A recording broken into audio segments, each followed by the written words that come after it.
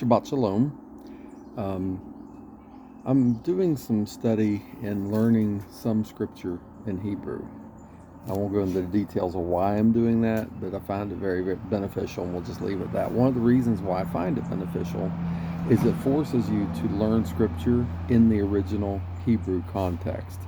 And I've often told people the benefit to doing that is you go from scripture reading or studying in black and white in our English translations, like the King James or New King James or so on, to high def full color. Let me explain what I mean by that. Let's take what I'm studying right now. I'm learning Psalm 1 in Hebrew and memorizing it. And in the English, it said, "Blessed is the man who walks not in the counsel of the ungodly," which is fine.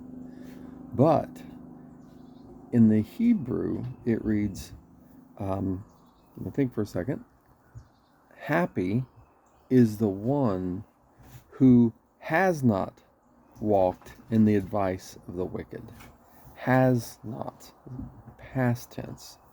And the reason why it's important is because as many new believers come along and they get into the faith and their life doesn't improve for a long time because they are reaping the consequences of their past actions. Case in point, let's say that a person was very sexually promiscuous and they weren't walking with the Lord, they weren't following Torah, and 30 years goes by and they find out they have a sexually transmitted disease. Well, that's because they were walking in the advice of the wicked. They were not following Torah. That's why I like the way the Hebrew says, "Blessed is the one who has not, not is not, has not." Um, because a lot of people, as new believers, sometimes they get discouraged when they start doing the right things and their life is still in turmoil for years to come because they're reaping the consequences of had been walking in lawlessness.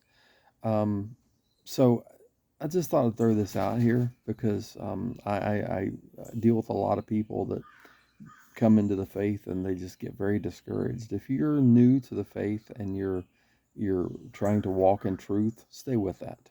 Just stick with it.